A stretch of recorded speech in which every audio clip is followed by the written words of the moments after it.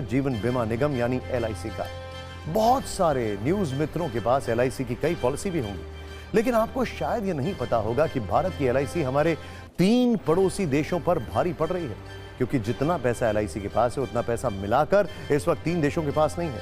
दरअसल देश की सबसे बड़ी इंश्योरेंस कंपनी एलआईसी का फंड साइज 50 लाख करोड़ रुपए के पार पहुंच गया है।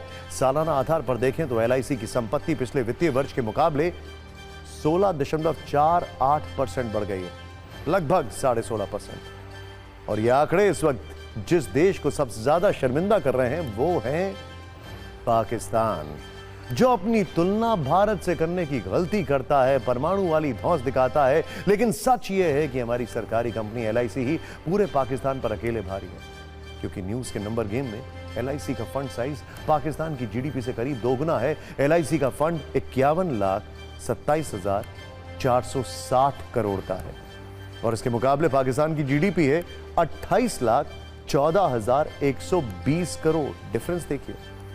लेकिन आज जब हमने पाकिस्तान वर्सेस एलआईसी पर रिसर्च की तो एक और दिलचस्प आंकड़ा सामने आया, और वो है कि पाकिस्तान की फौज से जुड़ा हुआ यह आंकड़ा।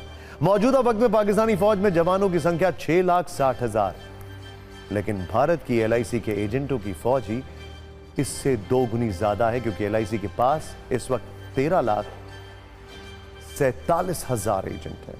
अब हम आपको बताते हैं वो कौन से देश हैं जिनकी जीडीपी मिलाकर भी एलआईसी के फंड के साइज के बराबर नहीं हो रही है।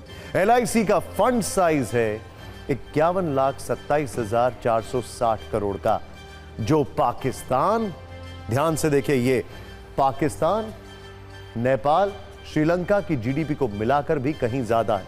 ये देखिए नंबर्स, 28.14 लाख करोड़, ये देखिए।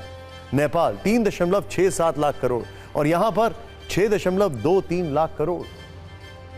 अब हम आपको एलआईसी की यात्रा पर एक छोटी सी कुंजी दिखाते हैं। भारतीय जीवन बीमा निगम की शुरुआत 1 सितंबर 1956 को हुई थी।